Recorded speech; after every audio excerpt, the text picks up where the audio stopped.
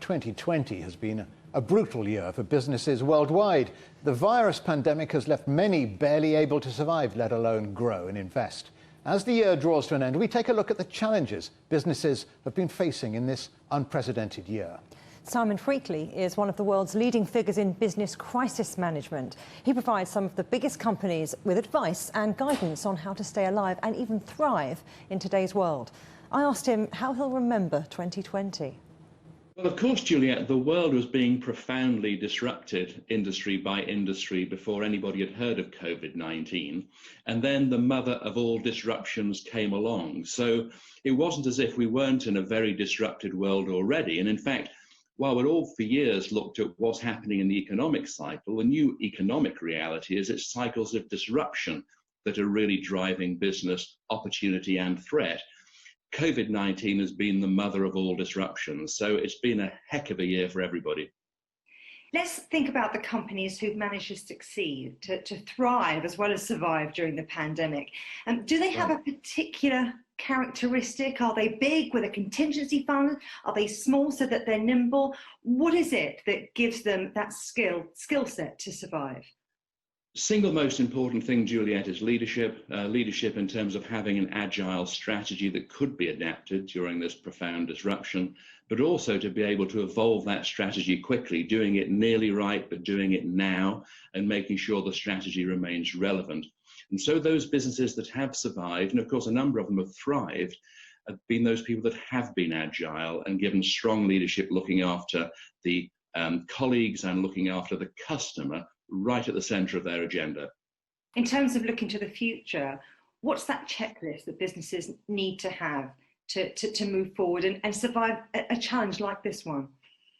Right, well, of course, the fact that we have a vaccine on the horizon is promising, but of course a vaccine for human beings is not a vaccine for business. And so everybody, every business leader going into 2021 has to be absolutely clear on what the strategy is to not just survive, but grow and develop during 2021. Make sure that strategy is clearly articulated to colleagues, customers, and broader stakeholders, and then be absolutely rigorous in the execution of that strategy, because 2021 is going to be as demanding on business as 2020 for some of the same and some different reasons. You talk about leadership, but what about partnership and collaboration? Because COVID-19 has demonstrated the importance, hasn't it, of companies and countries working together.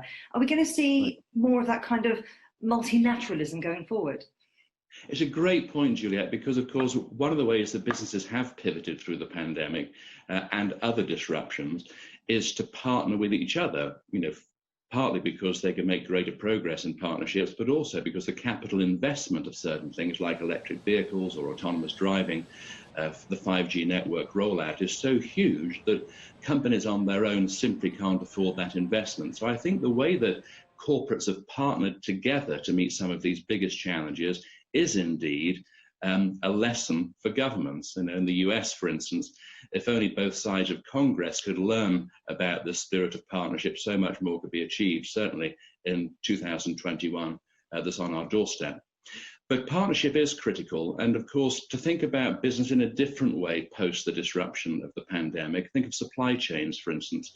Lean manufacturing, just-in-time production has been very much of the essence of a cost-driven strategy for many manufacturers.